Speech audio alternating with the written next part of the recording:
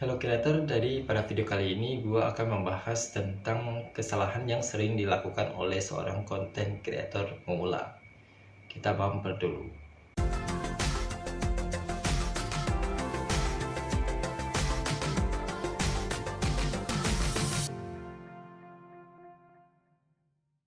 Banyak yang ingin menjadi seorang konten kreator yang sukses karena waktu dan lokasi kerja yang cenderung fleksibel, serta penghasilan yang bisa dibilang menjanjikan, menjadikan profesi ini sangat diimpikan oleh banyak orang.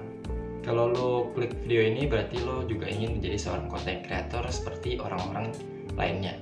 Tapi sayangnya banyak di antara mereka yang gagal untuk menjadi seorang konten kreator yang sukses. Kenapa? Gue akan bahas kesalahannya di video kali ini. Hanya karena beberapa alasan klasik atau alasan yang bisa dibilang simple aja itu bisa membuat seseorang gagal untuk menggapai atau menjadi seorang konten kreator. Oleh karena itu di video ini gue akan membahas beberapa kesalahan yang dapat membuat lo itu gagal untuk menjadi seorang konten kreator yang sukses. Sebelum itu gue mau saranin lo semua untuk subscribe dulu ke channel ini, karena di channel ini gue akan membahas mengenai seorang konten kreator, mulai dari cara menjadi seorang konten kreator, gear yang diperlukan untuk menjadi seorang konten kreator, dan masih banyak lainnya yang tentunya bertopik utama konten kreator. Jadi buat lo yang ingin menjadi seorang konten kreator, langsung aja subscribe dan klik tombol notifikasinya. Oke, kalau sudah subscribe, kita langsung lanjut aja ke kesalahan yang pertama. Kesalahan yang pertama yaitu sering gonta-ganti topik. Buat lo yang masih pemula, mungkin lo akan mencari-cari topik apa sih yang gua banget gitu. Jadi lo akan mulai mencari apakah topik ini cocok buat lo atau enggak. Dan ya, ini adalah salah satu kesalahannya yang sering dilakukan oleh seorang konten kreator pemula. Apakah lo termasuk salah satunya yang sering gonta-ganti topik? Kalau jawabannya iya, ya segera stop sekarang juga. Karena kalau lo sering gonta-ganti topik, ya lo upload topik apa aja di channel lo, ya penonton lo akan malah kabur gitu. Karena mereka akan berpikir, wah ini bukan yang gue cari nih, di channel ini membahas bukan yang gue inginkan gitu, bukan yang gue cari. Jadinya dia pergi dan tidak subscribe ke channel lo lagi. Oleh karena itu, sebaiknya sebelum lo mulai menjadi seorang konten kreator, tentukan dulu satu topik yang benar-benar lo banget, yang benar lo kuasai, dan lo tahu kalau topik itu bisa mendatangkan penonton pada lo dan juga dapat menjawab keinginan penonton lo. Kalau lo udah fokus ke satu topik dan masih aja sepi penonton, ya ini juga tidak bisa disalahin ke topik yang lo buat. Ini juga bisa dari konten lo yang susah dicari dan masih banyak faktor lainnya lagi. Saran gue sih, kalau lo baru mulai, kalau lo masih pemula, ya fokus aja ke satu topik terlebih dahulu. Satu topik yang benar-benar lo kuasai dan bisa menjawab keinginan penonton lo. Kalau lo udah sering upload atau konten lo udah fokusin satu konten terus-menerus tapi masih sepi, itu bukan berarti lo harus ganti topik ke topik yang banyak dicari orang, tidak. Tapi ini bisa berarti lo harus punya skill optimization yang baik. Ya bisa optimasi SEO dan lain sebagainya, atau lo harus berusaha lebih keras lagi dari biasanya sampai penonton lo itu menjadi ramai dan lo menjadi seorang konten kreator yang sukses. Kesalahan yang kedua adalah tidak paham kepada siapa konten itu dibuat. Sebagai seorang konten kreator, lo harus memahami kepada siapa sih konten lo itu lo bikin, tipe seperti apa penonton lo, berapa usianya, dan apa yang mereka cari sehingga mampir di channel lo. Pertanyaan-pertanyaan yang seperti ini harus bisa lo jawab dengan detail, karena dengan memahami kepada siapa konten lo dibuat, ini akan memudahkan lo untuk mengarahkan konten lo itu mau kemana. Misalkan penonton lo itu kebanyakan yang di atas umur 20-an, ya bisa dibilang penonton lo itu udah dewasa. Ya nggak mungkin dong konten yang lo bikin itu malah konten main-mainan yang ditujukan untuk anak-anak yang di bawah 20 tahun. Jadi cari tahu dulu target penonton lo, pahami dulu penonton lo, dan arahkan konten lo itu mau kemana dan sesuaikan dengan penonton lo. Oke? Kesalahan ketiga adalah tidak menemukan ciri khas sendiri. Ciri khas ini sangat penting apalagi buat lo yang masih pemula. dan penonton konten lo itu yang masih sepi. Kalau lo ingin lebih dikenal oleh penonton lo, ya lo harus punya ciri khas tersendiri. Jangan menirukan orang lain. Hal apa sih yang bisa menjadi tanda pengenal lo untuk penonton setia lo? Kelucuannya kah? Atau penampilannya kah? Atau kepribadian yang berbeda dari konten kreator yang lain? Pokoknya ciri khas ini harus bisa menjadi pembeda lo antara konten kreator yang lain.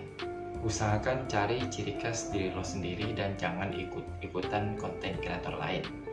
Meskipun itu adalah panutan lo, ya jangan sampai lo ikutan panutan lo. Karena pada biasanya seseorang yang unik, yang punya ciri khasnya sendiri itu cenderung lebih gampang sukses dan penonton kontennya itu lebih banyak. Dia mau bikin konten apa aja itu pasti ada penontonnya. Karena orang yang menonton kontennya itu bukan menikmati isi kontennya, melainkan juga menikmati dari personalnya, dari subjeknya. Oleh karena itu, dia terhibur oleh ciri khasnya itu.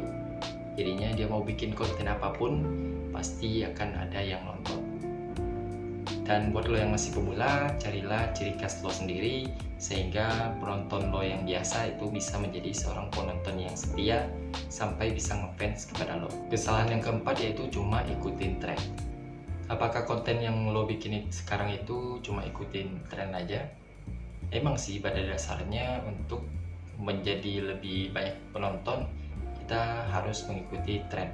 Untuk ikutan tren-tren yang ada di sosial media, lo harus punya niat yang cukup besar untuk ikut tren tersebut.